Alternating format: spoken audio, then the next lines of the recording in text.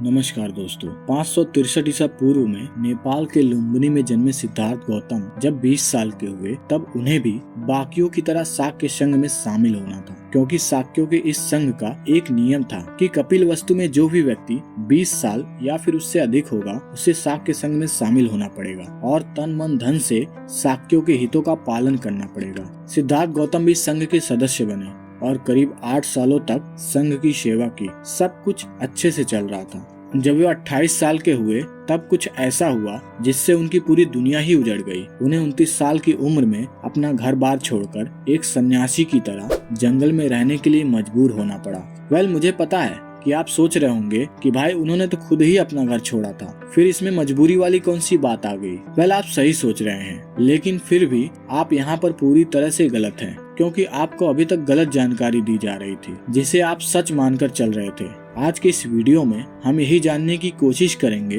कि सिद्धार्थ गौतम यानी कि गौतम बुद्ध ने अपना घर क्यों छोड़ा था। क्या उन्होंने उन 4 दृश्यों को देखकर घर से जाने का फैसला किया था या फिर उसके पीछे कोई और ही वजह थी। क्या वे रात में अपने परिवार को बिना बताए चले गए थे या फिर सभी से परमिशन लेकर गए थे। और इसके अलावा मैं ऐसा क्यों कह रहा हूँ कि उन्हें सन्यासी की तरह जंगल में रहने के लिए मजबूर होना पड़ा। इन सभी प्रश्नों का जवाब जानेंगे द रियल हिस्ट्री के इस एपिसोड में। तो चलिए बिना समय गंवाए इस वीडियो को शुरू करते हैं। दोस्तों, कहानी में आगे बढ़ने से पहले चलिए सबसे पहले गौतम बुद्ध की शुरुआती जीवन के बारे में जान लेते हैं। गौतम बुद्ध का जन्म आज से लगभग 2500 साल पहले यानी कि 563 ईसा पूर्व में लुम्बिनी नेपाल में हुआ था। वह राजघरानों के परिवार से आते थे और उनके बचपन का नाम सिद्धार्थ गौतम था। उनके पिता का नाम शुद्धोधन और माँ का नाम माया देवी था। उनके जन्म के कुछ दिन बाद ही उनकी माँ की मृत्यु हो गई और तब से उनकी मौसी महाप्रजापति गौतमी ने ही उन्हें पाला। बड़े होने के बाद उनकी शादी यशोधरा नाम की एक राजकुमारी से हुई। शादी के बाद उनके घर एक बेटे ने जन्म लिया जिसका नाम राहुल था। तपस्वी बनने के दौरान वह जंगल जंगल भटकते रहे और कुछ सालों बाद उन्हें ज्ञान की प्राप्ति हुई।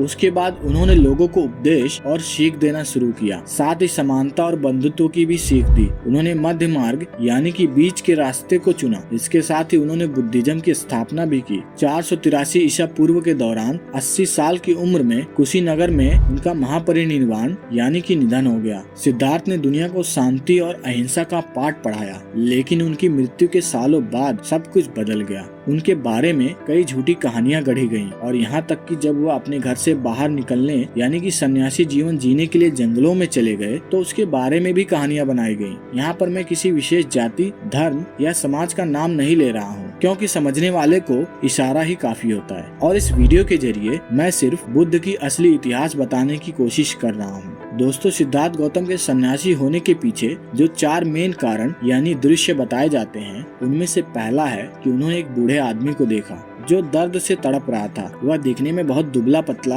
और कमजोर लग रहा था। उसके दांत टूट चुके थे, बाल पक गए थे और शरीर टेढ़ा मेढ़ा हो गया था। वहीं दूसरी घटना है बीमार आदमी। उसका चेहरा पीला पड़ गया था। दूसरों के सहारे वह बड़ी मुश्किल से चल पा रहा था। तीसरी घटना एक मुर्दा है जिसे उन्होंने देखा था, जबकि चौथा दृश्य एक सन्यासी का था जिसे देखकर उन्होंने अपना घर परिवार छोड़कर जाने का फैसला किया था।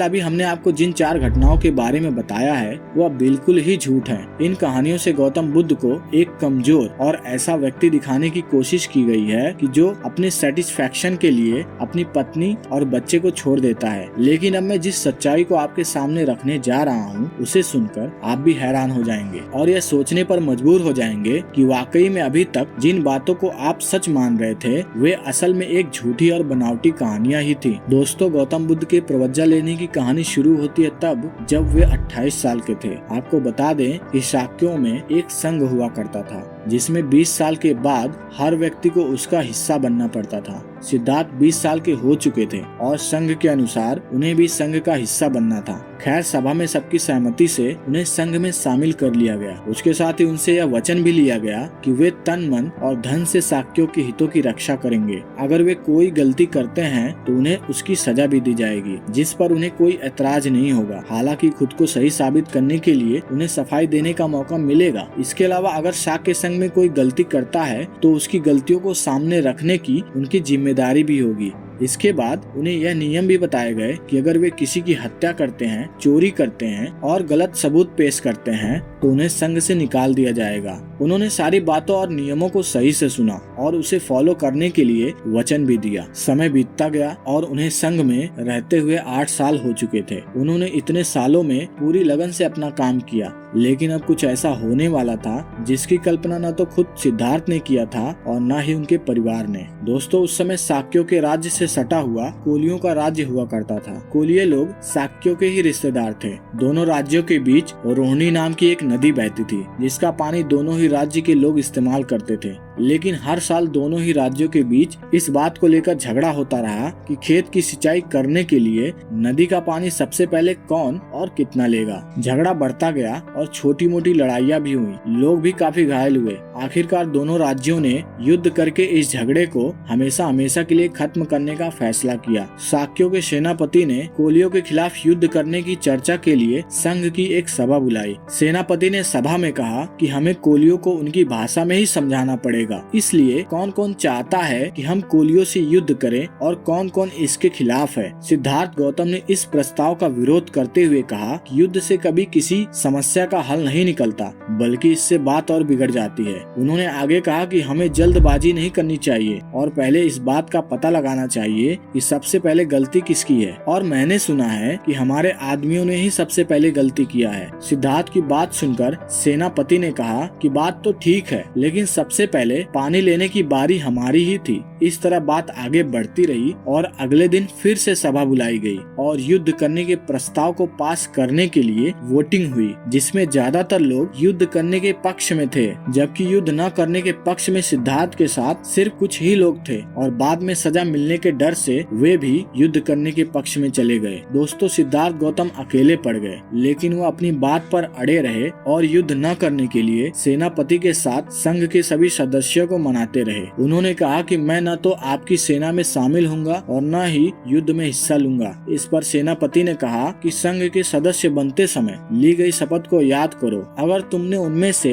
किसी एक वचन को भी तोड़ा तो तुम्हें उसकी सजा मिलेगी। सिद्धार्थ ने कहा कि मैंने शाक्यों के हितों की रक्षा करने का वचन दिया है और यह युद्ध शाक्यों के हित में बिल्कुल नहीं है, इसलिए मैं अपनी बात पर कायम रहूंगा और अगर इसके लिए मुझे सजा भी मिलती है तो मैं उसे भी भुगतने के लिए तैयार हूँ। अब उनके सामने 3 ऑप्शन थे, जिनमें से उन्हें किसी एक ऑप्शन को चुनना था। पहला, सेना में भर्ती होकर युद्ध में भाग लेना, दूसरा, मृत्यु दंड या फिर देश निकाले के लिए तैयार होना और तीसरा, अपने परिवार के साथ सब कुछ छोड़कर राज्य से निकल जाना। पहले ऑप्शन के लिए वे शुरू से ही राजी नहीं थे और तीसरे ऑप्शन को चुनकर वो अपने परिवार को घर बार छोड़कर जाने के लिए दुख में भी नहीं देखना चाहते थे। इसलिए उन्होंने दूसरे ऑप्शन को चुनते हुए कहा कि गलती मेरी है तो सिर्फ मुझे ही सजा मिलनी चाहिए, मेरे परिवार को सजा न दी जाए। मुझे मृत्यु दंड या फिर देश निकाला में से जो सजा देना है वो दें। सेनापति ने कहा कि तुम्हारा सुझाव मानना थोड़ा मुश्किल है, क्योंकि अगर तुम्हें इसमें से कोई भी सजा दी गई और यह बात कौशल नरेश तक पहुँच गई तो वे समझेंगे कि संघ ने ही तुम्हें सजा दी है और फिर वे संघ के विरुद्ध कोई न कोई कदम जरूर उठाएंगे। इस पर सिद्धार्थ ने कहा कि अगर यही परेशानी है तो मैं देश से बाहर निकलने का सुझाव आसानी से दे सकता हूँ। मैं परिव्राजक बनकर देश छोड़ सकता हूँ और यह भी एक तरह से देश निकाला ही है। सेनापति को उनका यह सुझाव अच्छा लगा, लेकिन उन्होंने कहा कि तुम अपने परिवार को बिना बताए परिव्राजक कैसे बन सकते हो और अगर उन्हें इसके बारे में पता चला तो क्या वे तुम्हें इसकी परमिशन देंगे।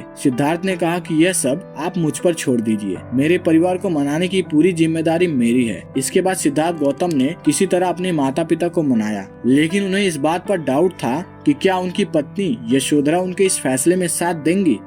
आपको जानकर वाकई में हैरानी होगी कि उनकी पत्नी ने कहा कि अगर मैं आपकी जगह होती तो मैं युद्ध न करने के पक्ष में होती। उन्होंने आगे कहा कि अगर हमारा बेटा छोटा न होता और आपके माता पिता बूढ़े न होते तो मैं भी आपके साथ चलती। उनका यह जवाब सुनकर सिद्धार्थ भी काफी हैरान हुए और खुश भी हुए। इस तरह सबकी सहमति से सिद्धार्थ गौतम ने अपनी सजा को भुगतने के लिए अपना घर बार सब कुछ छोड़ दिया। वहीं जो लोग उनके बारे में यह कहते हैं कि उन्होंने अपनी पत्नी और बच्चे की परवाह नहीं की, तो उन्हें इस सच्चाई को जानना चाहिए कि उनकी पत्नी ने दिल से उन्हें विदा किया था, क्योंकि वे अपने बारे में नहीं बल्कि दूसरों की भलाई के बारे में सोच रहे थे। खैर, घर छोड़ने के कुछ दिन बाद जब सिद्धार्थ को यह पता चला कि शाक्यों और कोलियों के बीच युद्ध नहीं हुआ तो वे बहुत खुश हुए।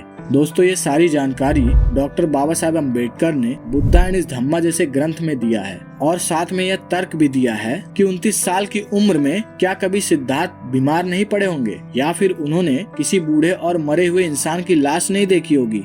आपको बता दें कि जब सिद्धार्थ का जन्म हुआ था तब उनके पिता शुद्धोधन की उम्र 49 साल थी और जब उन्होंने प्रवज्जा लिया तो उनके पिता काफी बूढ़े हो चुके थे। इसलिए इन सब बातों से यह क्लियर हो जाता है कि सिद्धार्थ गौतम को देश निकाले की सजा मिली थी, न कि उन 4 दृश्यों को देखकर उन्होंने घर छोड़कर जाने का फैसला किया था। मैं चाहूंगा कि आप कमेंट बॉक्स में अपना पर्सपेक्टिव जरूर रखें। बाकी उम्मीद करते हैं कि आपको द रियल हिस्ट्री की यह वीडियो पसंद आई होगी। वीडियो अच्छी और इन्फॉर्मेटिव लगी हो तो इसे लाइक और लोगों के बीच अवेयरनेस फैलाने के लिए शेयर जरूर करें। साथ ही हमारे काम को सपोर्ट करने के लिए इस चैनल को सब्सक्राइब भी करें। धन्यवाद।